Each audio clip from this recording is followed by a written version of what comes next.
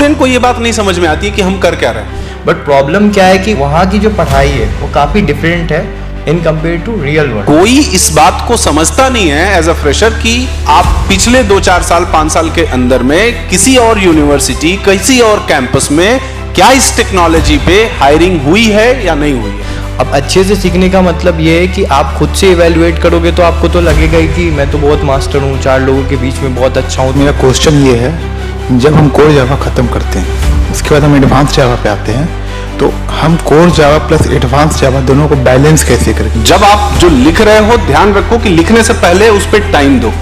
Sir मेरा question ये है कि मैं भी एक फ्रेशर ही हूँ और मेरा ये क्वेश्चन है कि क्या फ्रेशर के लिए प्रोजेक्ट मायने रखता है। उसका लॉजिकल क्वेश्चन डेफिनेटली पूछेगा, लेकिन पूछने के साथ साथ उसका एक ये भी फोकस रहेगा कि ये फ्रेमवर्क्स पे कितना हैंड्स ऑन है। Those who have completed their BTech, MCA और whatever degree they have done in 22, 23 और 24 में, अब उनका ये क्वेश्चन होता है कि क्या as an fresher at fresher level पे जॉब लगती है या नहीं लगती है। फ्रेशर लेवल पे हमें ज्यादा नहीं पढ़ना चाहिए, कम ही पढ़ के हमारी जॉब हो सकती है। क्या फ्रेशर लेवल पे सिर्फ डीएसए पढ़ने पे ही जॉब होती है क्या, या हम जावा फुल स्टैक या बाकी और टेक्नोलॉजीज को या यूआई यूएक्स की चीजों को छोड़ देते हैं तो क्या हमको जॉब लग सकती है क्या।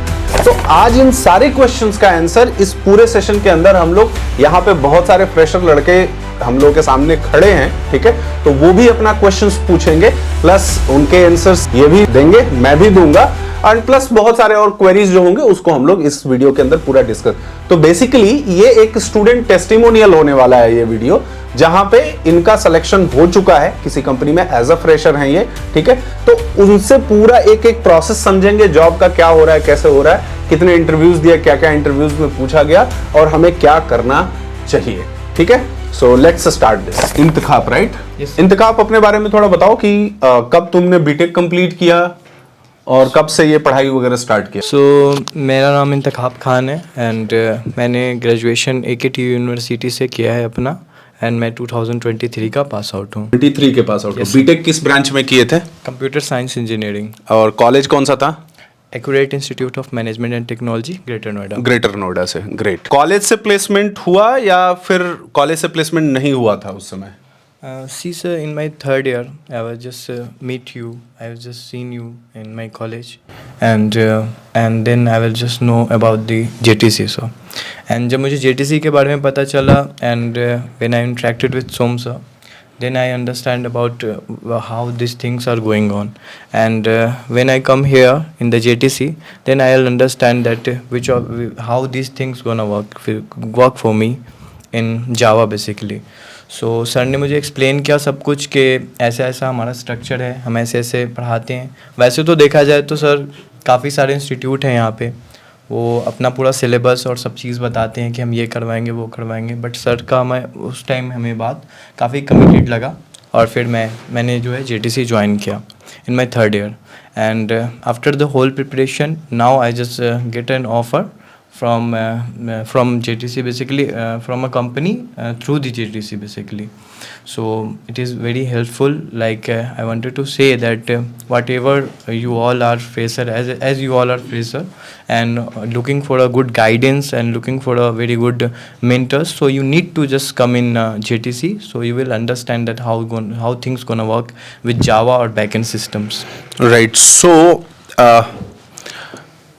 when you have started your preparation from BTech third year itself, तो ऐसा तुमको नहीं लग रहा था या तुम्हारे साथ में और जो दोस्त थे उनको ऐसा नहीं लग रहा था कि ये बहुत जल्दी ये सब चीज़ें पढ़ने लगा, ये तो फाइनल ईयर में पढ़ने का होता है क्योंकि उसी समय कंपनी आएगी, उसी समय प्लेसमेंट होगा, ऐसा कुछ? सर तो सेकेंड और थर्ड ईयर तक तो हमें लगता था सर हमने जो ऑनलाइन कोर्सेज किए हैं लाइक जावा का किया है, ये सब किया, ये बहुत है, और खुद में भी ऐसा फील होता था सर कि we are very much efficient, हमें ज़रूरत नहीं है, मतलब हम इतना आता है हमें कि कोई प्रॉब्लम नहीं है, क्योंकि सर वहाँ पे इन्वायरमेंट ऐसा होता है कि हमें लगता है कि we are more than enough knowledge we are having, because you are not evaluating that thing. हमारा तो कोई इवेल्युएट नहीं कर रहा था उधर, तो हमें लगता था कि हमें बहुत आता है। तो फर्स्ट टाइम जब सर आप आए एंड आपके साथ जब बात किया तो फिर पता चला कि ठीक है तुम्हें आता है, बट तुम एक बार इंस्टीट्यूट आओ, आपने जैसा बोला, फिर आए यहाँ पे, फिर कुछ क्वेश्चंस देखा मैंने, फेस किया, तो समझ आया कि अभी बहुत कुछ बचा है जो एक्सप्लोर करना है जावा के अंदर। फिर जो है इसका मोटिवेशन मिला कि नहीं एक बार ऑफलाइन ट्राई करते हैं। तो फिर यहाँ जेटीसी में आने के बाद काफ़ी कुछ लर्निंग्स मिला जावा के बारे में, काफ़ी इंटरनल इम्प्लीमेंटेशंस का पता चला जो कॉलेज में बिल्कुल पता नहीं चलता।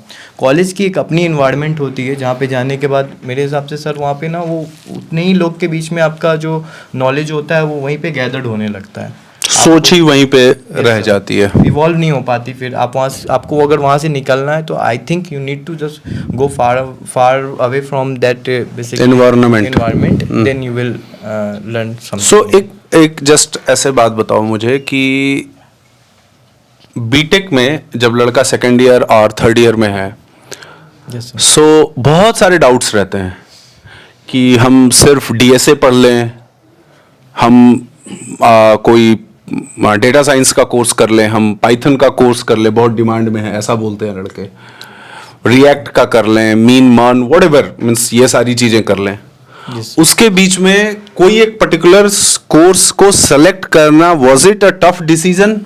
Yes sir, it is a very tough decision because मैंने बोला ना सर वो जो इन्वायरमेंट है उसमें जो 4 लोग हैं, उनके कोई भैया गए हुए हैं, उनकी कोई दीदी गई हुई है, तो उनका अपना एक मेंटेलिटी हो गया है कि नहीं ये करेंगे तो यहीं पे सक्सेस है, ये मान कर लो तुम डिवॉप्स। अब उनके रिलेटिव जिस टेक्नोलॉजी पे काम कर रहे होंगे they will recommend that only कि यहीं से पढ़ लो, मतलब यही चीज यहीं से पढ़ना शुरू करो and then you will get it, इसको ऊपर कर लो। यस सर, और कुछ लोग तो ऐसे हैं सर जिनको सब कुछ आता है, लाइक उनको सब कुछ पता है, जावा भी पता है, पाइथन भी पता है, उनको जावा स्क्रिप्ट भी आता है, उनको फ्रंट एंड भी आता है, तो वो जानते तो कुछ नहीं है but at starting they will just guide you, अरे तू ये क्यों कर रहा है, ये कर ले, ये ऐसे होता है वैसे नहीं होता, ये करेगा तभी जॉब लगेगा। तो वहाँ पे ऐसा है। तो मेरे लिए अच्छा ये रहा सर कि मैं जेटीसी में पहुंचा और आपने एक गाइड दिया कि you have to just select one thing, मतलब एक लर्निंग पाथ बना कि ये करना है। स्टूडेंट को ये बात नहीं समझ में आती है कि हम कर क्या रहे हैं, तो पहले तो वो प्रॉब्लम। दूसरी चीज कि इतने वाइड वेराइटी ऑफ कोर्सेज आज की डेट में आ चुके हैं कि कोई डिजिटल मार्केटिंग कर रहा है, कोई चैट जीपीटी का कोर्स कर रहा है, कोई एआई का कोर्स कर रहा है, कोई कुछ कर रहा है।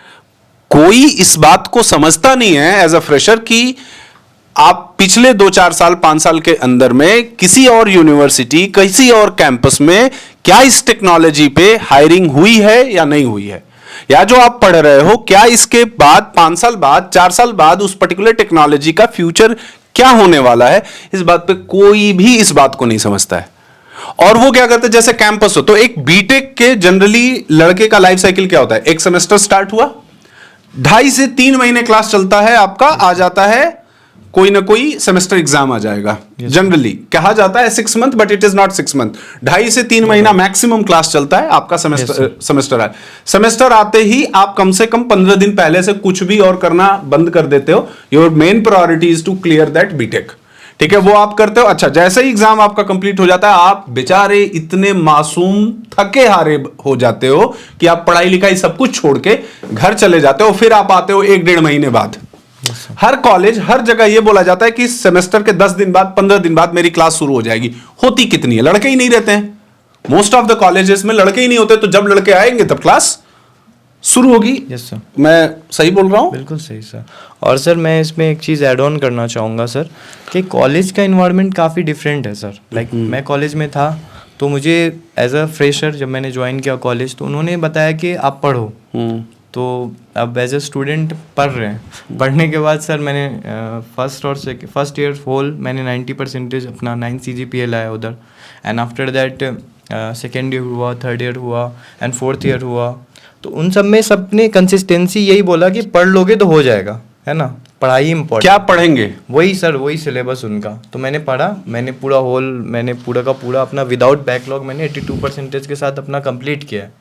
बट प्रॉब्लम क्या है कि वहाँ पे वहाँ की जो पढ़ाई है वो काफ़ी डिफरेंट है in compare to real world. नहीं, अब ऐसे सोचो जैसे कि मैंने जो प्रोग्रामिंग विथ उप्स करके कोई सब्जेक्ट है तुम लोगों में, या प्रोग्रामिंग विथ ऐसा करके कोई सब्जेक्ट है, जावा इनडायरेक्टली वो जावा का सब्जेक्ट है। उसके अंदर क्या है कि थियरी ऑफ उप्स हो गया,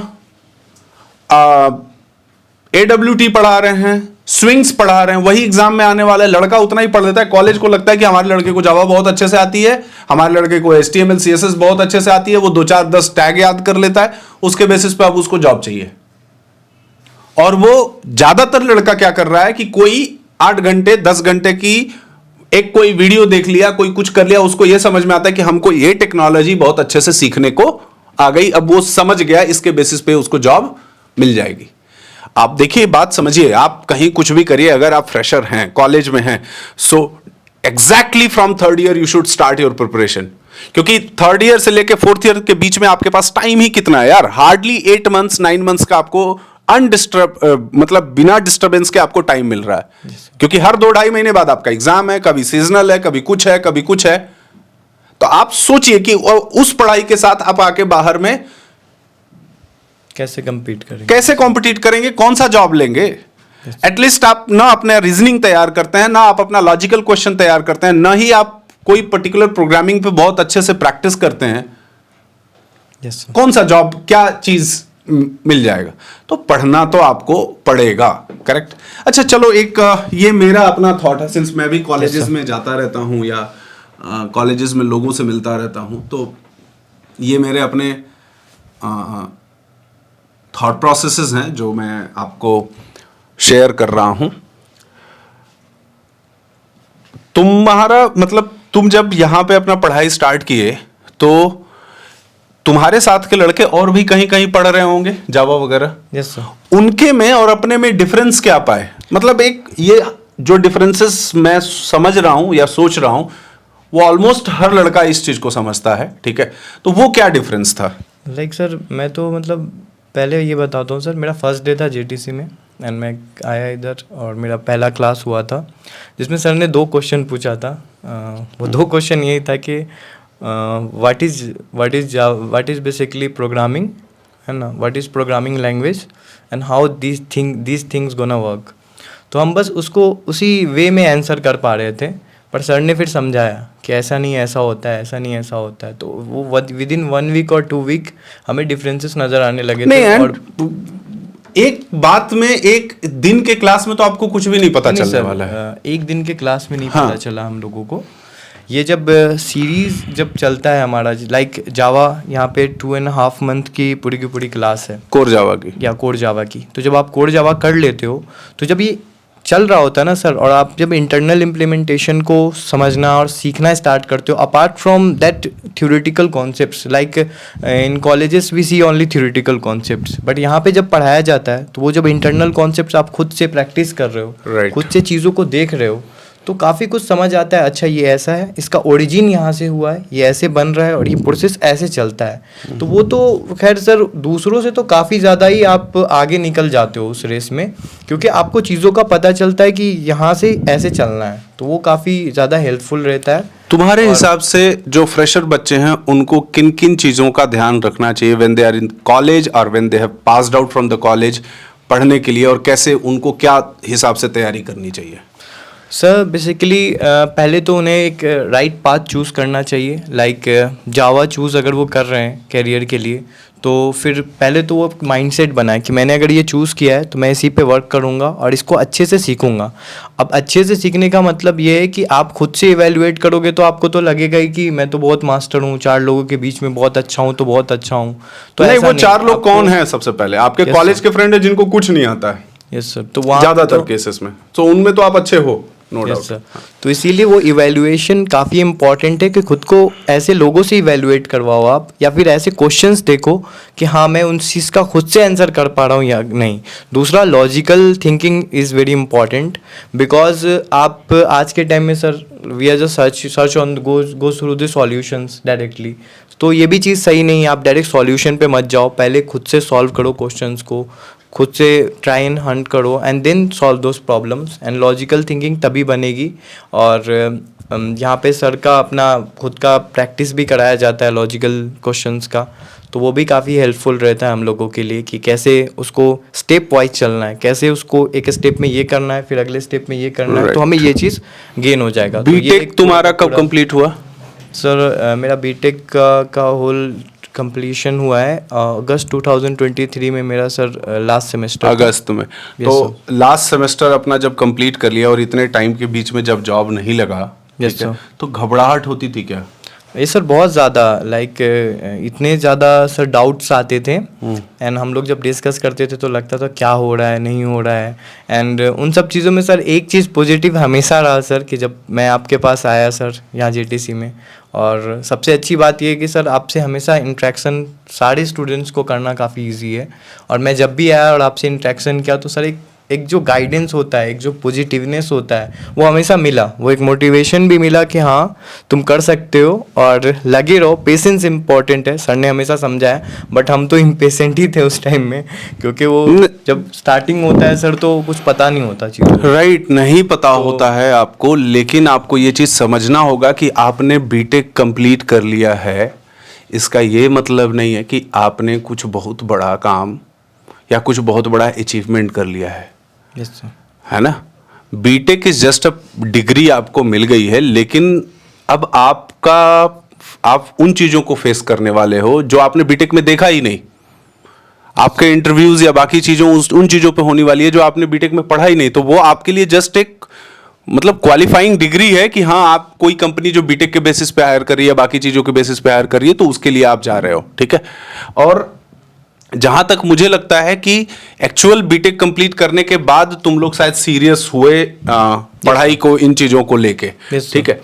तो अच्छा, सबसे एक और इंपॉर्टेंट बात है कि इन केसेस में जो बच्चों के पेरेंट्स होते हैं वो 4 साल में ये सोचते रहते हैं कि अब जैसे निकलेगा इसको कम से कम 6 लाख का पैकेज मिल जाएगा, बच्चा 50,000 की नौकरी तो करने लगेगा। अब वो अपनी एक्सपेक्टेशंस में खुद इतना परेशान होते हैं कि वो बच्चों को भी सेम चीज ट्रांसफर करते लगते हैं। आज हुआ क्या, कुछ कल हुआ क्या, रोज फोन पे यही बातें होती हैं कि नहीं होती हैं, राइट। और उस केस में कभी पेरेंट्स, ज्यादातर पेरेंट्स को मैं देखता हूं कि ये नहीं सोचते हैं कि नहीं इसको टाइम देते हैं, ठीक है।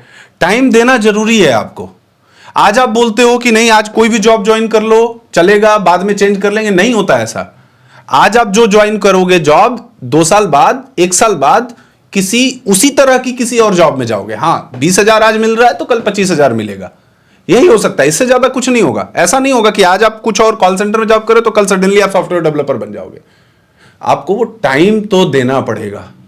तो आप ऐसा समझिए कि जब लड़का बीटेक कंप्लीट कर रहा है, उसके ऊपर जब कोई रिस्पॉन्सिबिलिटी नहीं है, तो उसको टाइम दीजिए और आप उसको समझाइए। उसको टाइम अपने एंड से देना पड़ेगा। मेक श्योर कि वो कुछ सही कर रहा है, क्योंकि बहुत सारे लड़के बाहर टाइम भी मिलता है तो वो कुछ करते नहीं है, बस ऐसे ही घूमते फिरते रहते हैं। तो जब ये टाइम आप नहीं देंगे तो वो लड़का कुछ नहीं कर पाएगा। और 8 महीने 9 महीने बीटेक के बाद का टाइम आपको देना पड़ेगा, ये रियलिटी है। अब सिर्फ बोलने के लिए बोला जाए कि नहीं नहीं बीटेक कर लो, जितनी मास रिक्रूटमेंट होती है आज के डेट में, कॉलेजेस में कैंपसेस होना 2-4 साल के बाद बंद हो जाएंगे, क्योंकि ज्यादातर मास रिक्रूटर्स के ऑनलाइन इंफ्रास्ट्रक्चर इतना तगड़ा हो गया कि they are recruiting off campus. Most of the companies के ऑफ कैंपस रिक्रूटमेंट हो रहा है। अब आपके लड़के के अंदर क्वालिटी है, पढ़ा है अच्छे से, उसको समझ कुछ आता है, किया है उसने तो जॉब है, नहीं किया है तो जॉब नहीं है, और वो 2 साल के बाद भी नहीं है। तो न सिर्फ बच्चा, आप उनके पेरेंट्स को भी बहुत ज्यादा फोकस होकर करना पड़ेगा और उसके एक्टिविटीज पे ध्यान रखना पड़ेगा कि ये कर क्या रहा है, पढ़ाई क्या कर रहा है, रोज नया नया चीज तो नहीं चेंज कर रहा है, रोज नया नया इसको पैशन तो नहीं आ रहा है, क्योंकि ऐसे रोज नया नया पैशन आएगा तो कुछ भी करने का शायद पॉसिबिलिटी नहीं है मेरे समझ से, और वो टाइम वेस्ट होगा। तो ये बात आप सबको समझना पड़ेगा। और बताओ कुछ। सॉरी, मैं मतलब मेरे अंदर जो रह रहा है वो मैं बोल दे रहा हूं, but he should speak more. चलो अभी हम क्या करते हैं कि आप में से यहाँ जितने बहुत सारे लोग खड़े हैं, पीछे खड़े हो ना भाई, अरे बोलो तो कस के बोलो, यस सर बोलो ना, ठीक है। ये सभी फ्रेशर्स हैं, समवेयर 2022, 23, 24 पास आउट, ठीक है। इनसे हम क्या चाहते हैं कि इनके दिमाग में क्या क्वेश्चंस हैं, let them ask, if he will answer और एल्स आई विल आंसर, जिससे कि आप जो वीडियोस देख रहे हैं आपको बहुत सारा क्लियरिटी मिलेगा। तो आप में से कौन पूछना चाहता है पहले?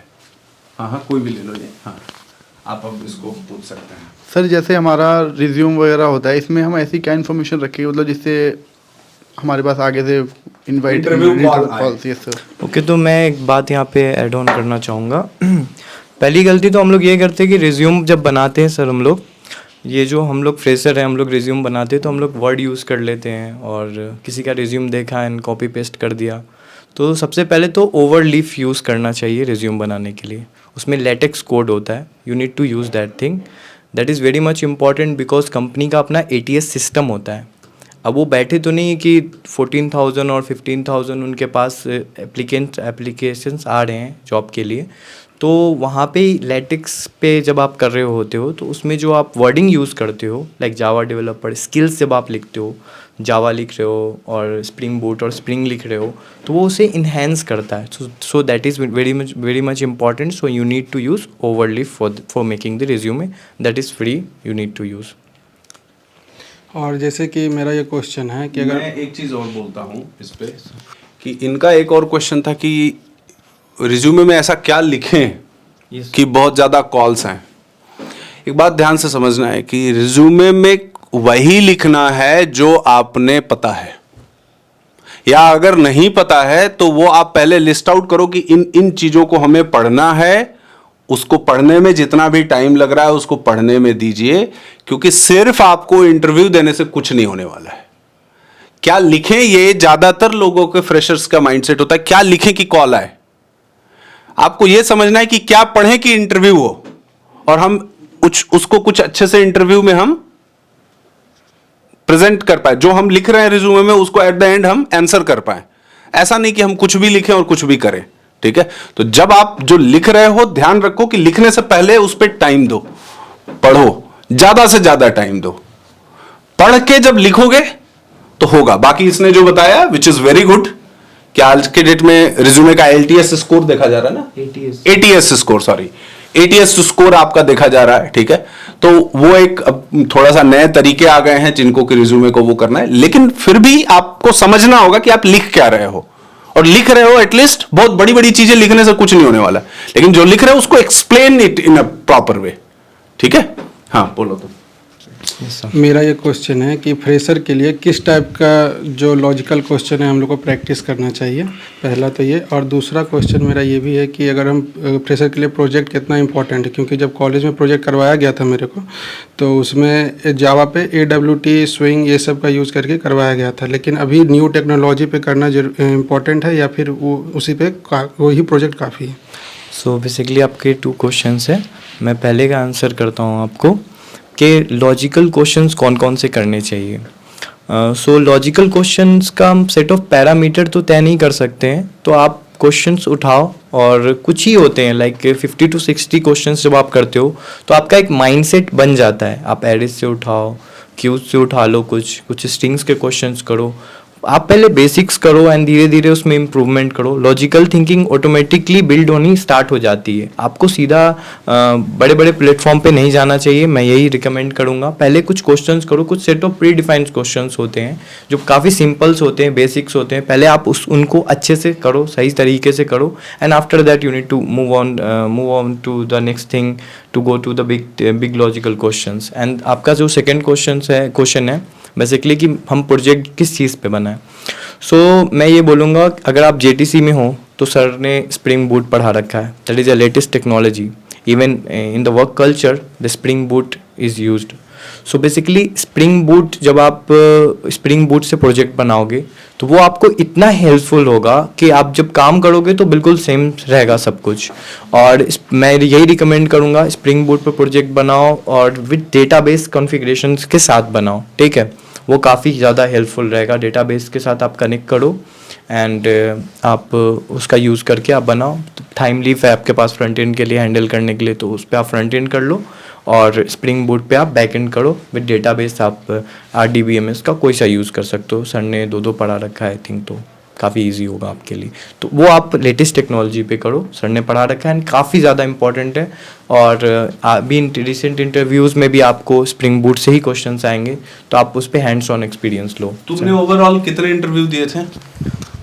सर बेसिकली मेरे सर तो 2 ही इंटरव्यू हुए हैं एंड 2 में क्लियर हो गया. यस सर, एंड दोनों में 2 राउंड तक गया था मैं. Yes sir. एक पॉइंट आप सबको समझना है कि बहुत सारे लड़के ऐसा बोलते हैं कि मेरा तो बस 5 ही इंटरव्यू हुआ, सिलेक्शन नहीं हुआ, 10 ही इंटरव्यू हुए, सिलेक्शन नहीं हुए. ठीक है ना, तो भाई साहब आप एक बात समझो, आपके लिए 10 इंटरव्यू की ही एलिजिबिलिटी थी. अब क्या हुआ कि आप ये सोच रहे हो कि 5 इंटरव्यू हुए उसमें सिलेक्शन नहीं हुआ. आपको ये नहीं समझ में आ रहा है कि 5 चांसेस आपने वेस्ट कर दिए. कि तैयारी करके गए होते तो 5 की जरूरत ही नहीं पड़ती, शायद दूसरे में ही हो जाता. तो तीसरे चौथे पांचवे की आपको नीड नहीं थी। तो ये बात अब ऐसे, I have seen the people those who have attended 50 interviews and they have not been selected in one of them. तो कितने इंटरव्यू हो रहे हैं मैटर नहीं करता है, मैटर ये करता है कि आप कितने प्रिपेयर्ड हो, सो दैट एक भी कॉल आ रहा है, एक भी इंटरव्यू है, तो आप एटलीस्ट ये मान के चल रहे हो कि हमारा बहुत अच्छा होगा इसमें, ठीक है ना। हाँ, और कोई? सर मेरा क्वेश्चन ये है कि मैं भी एक फ्रेशर ही हूँ, और मेरा ये क्वेश्चन है कि क्या फ्रेशर के लिए प्रोजेक्ट मायने रखता है इस इंटरव्यू के रिगार्डिंग?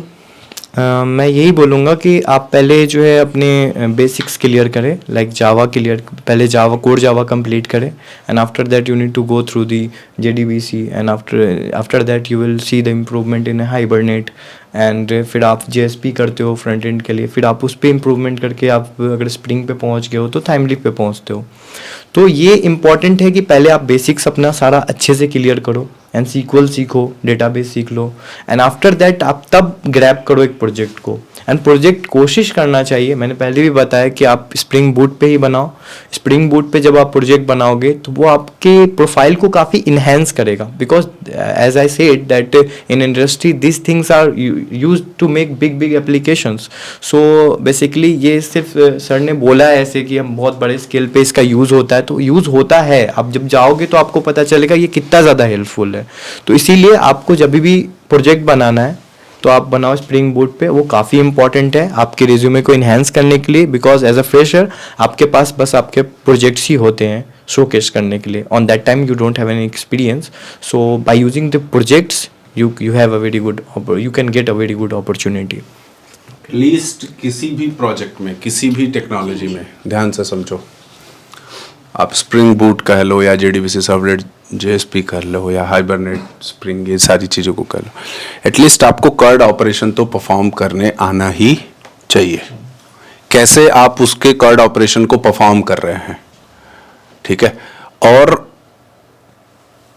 प्रोजेक्ट इंपॉर्टेंट है फ्रेशर लेवल पे, लेकिन इनिशियली जब आपके एटलीस्ट 2 राउंड ऑफ इंटरव्यू हैं तो उसमें उससे भी ज्यादा इंपॉर्टेंट है कि आपको आता क्या है उसके अंदर।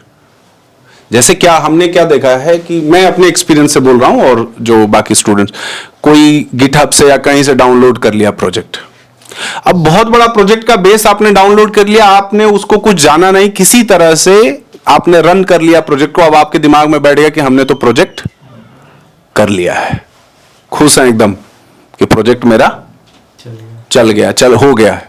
उससे क्या होगा? तो सबसे पहला काम है कि पहले प्रिपेयर करिए। एक बार वो चीजें आ गई अच्छे से, फिर तो आप ऑटोमेटिकली ही आपके अंदर कॉन्फिडेंस आ जाएगा कि आप कुछ छोटे छोटे मॉड्यूल्स, छोटे छोटे टास्क वाइज आप चीजों को कर लेंगे। जब वो कर लेंगे तो बेनिफिशियल रहेगा आपके लिए। और फ्रेशर लेवल पे जब एक फ्रेशर का जस्ट इमेजिन, एक फ्रेशर का रिज्यूमे है, जनरली आप लोग कॉलेज में जब रहते हो तो आपका रिज्यूमे कैसा रहता है? स्किल सेट में C++, data structure, DBMS, .NET, PHP, दुनिया देश जहान की जितनी चीजें रहती हैं सब रहती हैं क्या उसमें? हॉबीज में ट्रैवलिंग हो जाएगा, लिसनिंग म्यूजिक हो जाएगा, कुकिंग हो जाएगा, ये कॉमन रहता है। मदर का, फादर का नेम चेंज रहता है ऊपर नीचे, और पूरा रिज्यूमे सारे फ्रेशर्स का सेम रहता है। आर यू एक्सपेक्टिंग कि उसके बेसिस पे आपका जॉब हो जाएगा? या जितने भी लोग ये वीडियो देख रहे हैं जो कॉलेज में, उसके बेसिस पे जॉब हो जाएगा? नहीं होने वाला है, बिल्कुल नहीं होगा। अब इसके लिए आपको करना, अब एक रिज्यूमे वहीं पे है कि जो कोर जावा, जावा 8, सर्वलेट, JSP, JDBC कितना यूज हो रहा है, that is a different thing. आपने ये लिखा है, कुछ लॉजिकल क्वेश्चंस के आपने वो किए हैं, प्लस कुछ छोटे मोटे प्रोजेक्ट्स बनाया है, hibernate, JPA, data, spring boot, ये सारी चीजें मेंशन किया है। उसमें हम कह रहे हैं बहुत ज्यादा नॉलेज नहीं है, थोड़ा भी नॉलेज है तो जनरल फ्रेशर के कंपेयर में आप डिफरेंशिएट हुए कि नहीं हुए? तो देयर आर द कंपनी जिनको लेस बजट में लोग चाहिए, कि जिनको स्प्रिंग बूट आता हो, हम उसको सिखा लेंगे और अच्छे से, है ना, हम उसको ट्रेनिंग भी देंगे। तो फ्रेशर को कोई भी लेता है तो जनरली ट्रेनिंग देता है, लेकिन अब कंपनी उसको ट्रेनिंग नहीं देना चाहती है जिसको जीरो कुछ भी नहीं आता है, उसको ट्रेनिंग नहीं देना चाहती है। वो ये चाहती है कि जिसने कुछ सीखा है, जिसने कुछ समझा है, उसको ट्रेनिंग देते हैं, वो जल्दी सीख जाएगा। तो ये बातें आपको समझना पड़ेगा राइट इन द बिगिनिंग। और फिर मैं बोल रहा हूं कि कॉलेज कंप्लीट करने के बाद आप चले जाते हो घूमने, घर चले जाते हो, छुट्टियां मनाने घर चले जाते हो, कम से कम 8-9 महीने घर जाते हो, उसी बीच में तो गेम हो जाता है। उसी बीच में तो अब आप आओगे घर से तो 8 महीने 9 महीने जब भी पढ़ाई करोगे, it will take time at least 1 year to complete it. But rather than वो घर जाने के बदले यहीं रह के चीजों को तैयार कर लेते तो 7-8 महीने के बाद आपको कहीं ना कहीं अच्छा खासा 5 लाख 6 लाख तक का पैकेज मिल जाएगा। कुछ एफर्ट डालोगे तब तो ओपनिंग निकल के आएगा। एचआर को रिज्यूमे भेजोगे, लिंक्डइन पे एक्टिव हो, बहुत सारी जगहों पे आप हाथ पैर चला रहे, then you will get something. ठीक है, तो ये बहुत सबसे कॉमन मिस्टेक यही है कि आप बीटेक करने के बाद रिलैक्स मत होइए, बीटेक करने के बाद टेंशन में आ जाइए और टेंशन को बनाए रखिए 7-8 महीने तक, कम से कम 9 महीने तक एकदम जी जान लगा के पढ़िए। और पढ़ने के समय एक्टिव भी रहिए कि कहाँ ओपनिंग हो रहा है, कहाँ क्या हो रहा है, कहाँ हमें इंटरव्यू देना है, नहीं देना है। आप चुपचाप किसी के भरोसे बैठे रहेंगे तो वो आपके लिए गड़बड़ है। ये एक इंपॉर्टेंट जो है। हाँ बताओ, next question. Good afternoon sir. मेरा क्वेश्चन ये है, जब हम कोर जावा ख़त्म करते हैं उसके बाद हम एडवांस जावा पे आते हैं, तो हम कोर जावा प्लस एडवांस जावा दोनों को बैलेंस कैसे करें? क्योंकि जब हम एडवांस जावा पढ़ते हैं तो कोर जावा कुछ कॉन्सेप्ट मिसिंग होने लगता है, तो उसको दोनों को साइमल्टेनियसली बैलेंस करके कैसे चलना है दोनों का? तो बेसिकली ये काफ़ी ज़्यादा हम लोग के साथ भी होता था कि जब कोर जावा ख़त्म होता है एंड एडवांस जावा स्टार्ट होता है हमारा, और चीज़ें हमारे सामने बड़ी बड़ी चीज़ें आती हैं, लाइक JDBC आती है एंड JSP आती है, तो हमें लगता है कि हम कैसे कोर जावा को मेंटेन करें उस टाइम पे। तो मैं यही बोलूँगा कि चीज़ें इनॉर्मस हैं तो वो वैसी ही रहेंगी, वो आपके लिए कुछ नया नहीं होगा उसमें, वो तो वैसी ही रहेंगी। And the thing is that the patience is very much important in this field, because आपको एक टाइम के बाद चीज़ों को रिवाइज करना ही पड़ेगा, और ये बहुत इंपॉर्टेंट है कि आप पेशेंस रखें खुद के अंदर। ठीक है, कुछ दिन में चीज़ें वॉलेटाइल हो जाती है, आपको वापस से जाके रिवीजन करना ही पड़ेगा कुछ दिन बाद। हम लोग का स्ट्रैटेजी ये होता है कि हम लोग आगे बढ़ते जा रहे हैं, पीछे की चीज़ को छोड़ते जा रहे हैं, तो एक टाइम के बाद आपको आकर के रिवीजन करना पड़ता है, और things get easy when you just start preparing for revising the Java. Things get easy enormously, because वो धीरे धीरे आपको ना करते करते वो बन जाती है प्रैक्टिस कि मैं अब मैं इतना कवर कर चुका हूँ कि मेरे लिए कोर जावा ईजी हो चुकी है। बिकॉज बहुत बड़ी बड़ी चीज़ें हैं आगे, आप जब JDBC देखोगे, हाइबरनेट देखोगे, JSP देखोगे, एंड आफ्टर दैट जब आप इन्हेंसमेंट देखोगे इन सब चीज़ों का, तो एट लास्ट आप पहुँचोगे जाकर के स्प्रिंग बूट के ऊपर। तो ये जो है ये प्रोसेस है पूरा का पूरा। आप इसमें आपको चीज़ें वोलेटाइल होंगी, आप भूलोगे, एंड फिर आपको आकर के रिवीजन करना है, तो आपको एक मेंटेनेंस रखना है, खुद का माइंडसेट बना के रखना है कि हाँ मेरे से चीज़ें छूटेंगी, मैं फिर करूँगा। That attitude is very much important, and patience बहुत ज़रूरी है। हम लोग इसमें क्या होता है ना, घबरा जाते हैं कि अरे अभी तो ये पढ़ रहे थे तो वो छूट गया मेरा, वो उधर चला गया, ये इधर हो गया। तो और उसमें भी बीच में कुछ लोग मिलेंगे सर जो आपको बोलेंगे कि आप ये कर लो, अरे इसमें तो कुछ है ही नहीं, आप फ्रंट एंड क्यों नहीं कर लेते? नहीं, इससे तो यहाँ पे ये तो ठीक है, पढ़ाई लिखाई का सजेशन है। कोई बोलेगा कि आपको IT में जॉब ही नहीं है, मार्केट बहुत डाउन है, ये पढ़ के ही क्या फायदा है ना? नहीं समझे, हम भी तो पढ़े थे, हमारा नहीं हुआ, समझे? तो ये सब बहुत ज्यादा वो है। अब इससे क्या, जब आपका दिमाग कांस्टेंट पढ़ाई में है तो आप कुछ पढ़ोगे, कुछ भूलोगे, ठीक है, फिर पढ़ोगे, फिर याद आएगा। करेक्ट है? तो ये कोई बहुत बड़ी बात नहीं है जो आप भूल जा रहे हो, भूलोगे, याद आएगा। जितना ज्यादा आप बार बार प्रैक्टिस को, इसीलिए तो चैलेंजिंग है ना यार। एक बार पढ़ लेते सब कुछ याद रहता तो प्रॉब्लम ही क्या थी? तो थोड़ा तो है चैलेंजिंग, थोड़ा आपको बार बार रिवाइज करना पड़ेगा, पढ़ना पड़ेगा, वो करना पड़ेगा, बट ओके, कोई ऐसा बहुत बड़ा वो नहीं है।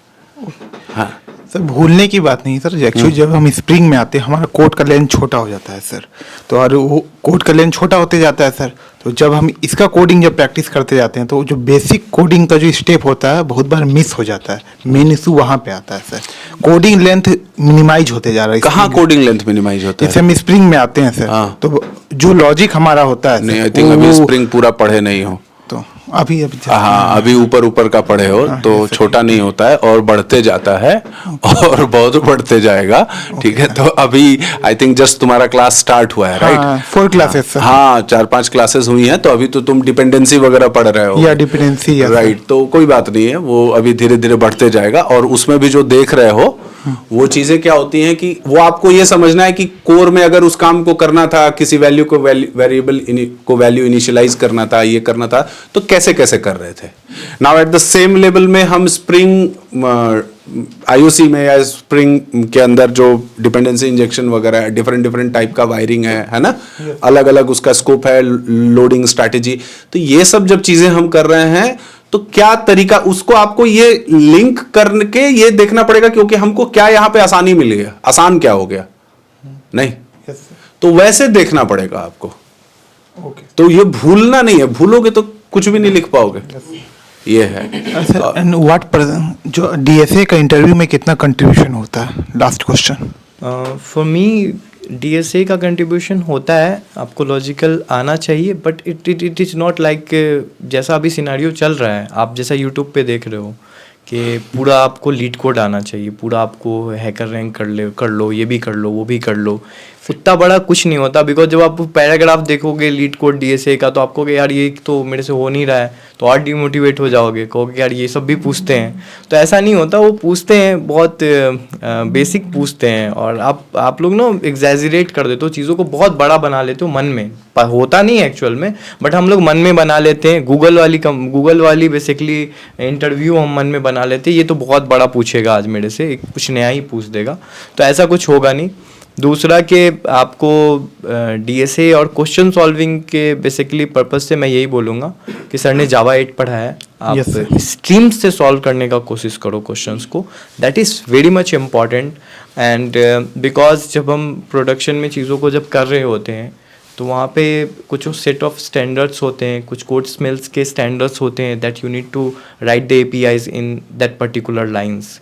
तो वहाँ पे आपको स्ट्रीम्स काफ़ी इंपॉर्टेंट्स होते हैं, जावा 8 के फीचर्स काफ़ी इंपॉर्टेंट होते हैं जो हमारे नॉर्मल लेगेसी कोड को काफ़ी रिड्यूस कर देते हैं। लाइक कुछ 10, आपने अगर स्ट्रीम्स पढ़ा है आप लोगों ने तो आपको पता होगा 10 से 15 लाइन का कोड आप 2-3 लाइन में वर्क कर सकते हो, that is very much important. Stream API Java 8 में जितना भी पढ़ाया गया है आपको, उससे एक लाइन कहीं कुछ भी एक्स्ट्रा नहीं होने वाला है। लेकिन अब आपको करना ये पड़ेगा कि उसमें प्रैक्टिस करना पड़ेगा, बहुत ज़्यादा चीज़ों को प्रैक्टिस करना पड़ेगा, ठीक है। तो ये चीज़ है। डीएसए को दूसरे हिसाब से समझो, डीएसए को ऐसे समझो कि डीएसए मत बोलो, ये बोलो लॉजिकल क्वेश्चंस। कोई आपको लॉजिक मिल रहा है तो आप उसको कैसे सॉल्व कर रहे हो, ठीक है। तो जब आप 10, 20, 50 क्वेश्चन सॉल्व कर लेते हो तो आपको खुद ब खुद आइडिया लगने लगता है कि क्या करना है।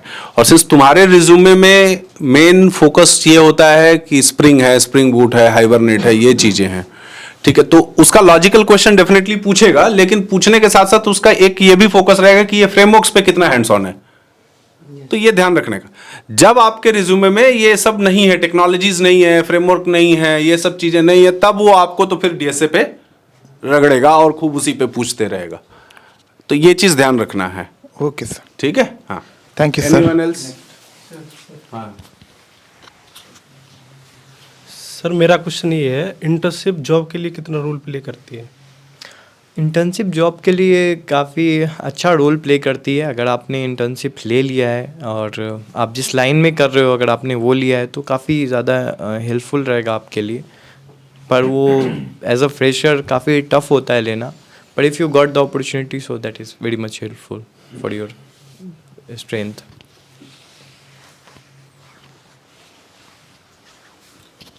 सर, जैसा कि आपने बताया रेज्यूमे के लिए एटीएस स्कोर चेक होते हैं, तो रेज्यूमे का एटीएस स्कोर कैसे इंक्रीज कर सकते हैं हम लोग? I have tell you ना, you need to make your resume on a overleaf. So overleaf basically contain the code, and you just write your whatever the information you are having. So on that information, the resume has been ready. So for making the good ATS score resume, Yes, you sir. need to see you need to go through the LinkedIn, and you need to see the profiles of a Java developer 2 to 3 years. Some persons are in their feature section, they are just posted their resume. So see those things and just grab those information from that, and you need to update that information on your resume. Okay, sir. Thank That you. is helpful. This is the whole story guys, है ना. Lastly तुम अपना package बता दो यार कि क्या तुमको मिला है पैकेज और कितने इंटरव्यूज तुमने दिए. तो सर मैंने बेसिकली 2 ही इंटरव्यू दिए हैं अभी. पहला में मेरा 2 राउंड तक हो गया था, तो वहाँ नहीं हुआ, एंड आफ्टर दैट मैंने सेकेंड दिया इंटरव्यू, एंड मेरा पैकेज अभी है 4.5. अच्छा, as an fresher as an fresher I just got it 4.5. 4.5 मिला है. Yes sir. अब ऐसे समझिए कि इनका 4.5 है. अभी if he will attend more number of interviews, so easily he can reach to 6.5 easily. अब इसमें आप लोग में से कुछ लोगों का ये थॉट होगा कि कौन फ्रेशर को दे रहा है इतना पैसा. Are you getting it? कि 6 लाख 5 लाख कौन दे रहा है? देने वाले लोग दे रहे हैं, लेने वाले लोग ले रहे हैं, पढ़ने वाले लोग पढ़ के उस चीज़ को कर रहे हैं. ठीक है. और जो नहीं कर रहा है उसी को नहीं मिल रहा है. ठीक है. तो आप करोगे तो आपको भी मिलेगा, पढ़ोगे तो आपको भी पढ़ने की चीज़ों को समझ में आएगा, एंड करेंगे तो उसका बेनिफिट होगा. ठीक है. तो होप्स हो कि ये वीडियो आपके लिए काफ़ी हेल्पफुल होने वाला है, और आप अपने थॉट्स कमेंट सेक्शन में लिखिए, शेयर करिए इस वीडियो को ज़्यादा से ज़्यादा, सो दैट जो भी फ्रेशर बच्चे हैं वो देखें तो उनको भी कुछ चीज़ें समझ में आए कि क्या कर सकता है, और शायद कोई बात उनके दिमाग में भी क्लिक करे और वो अपने पढ़ाई पे थोड़ा फोकस करना स्टार्ट करें. Thank you, bye bye, see you, take care.